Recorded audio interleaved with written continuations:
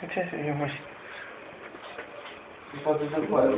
De cum să cât de mult să sucești?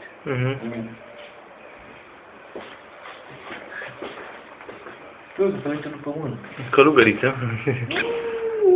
Are ochii aia. Uite ce periculoasă e. Deși te ridicat acolo. Adică te din... Poate să ți-a popoară. Are ce să întâmplă. Ai călugăriță? Ia, întorc tu. Gardă! Părul Gardă!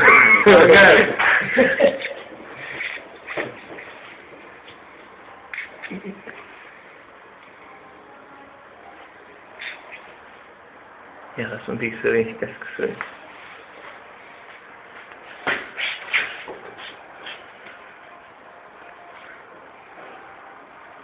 Ia vezi, mușcă?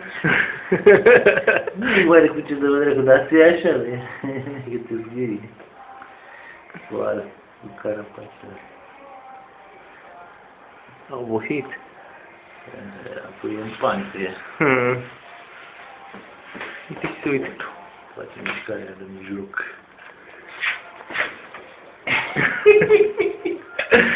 Și se repede ghișatele. Te vezi că ți-am dat după ce. Abia de aici s-a împuiat.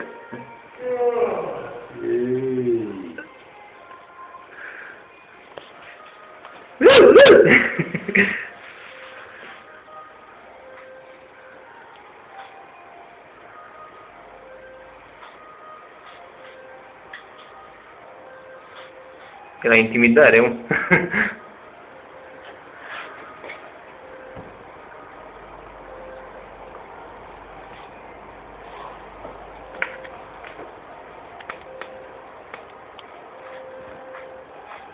Nu știu, mă, că te poate.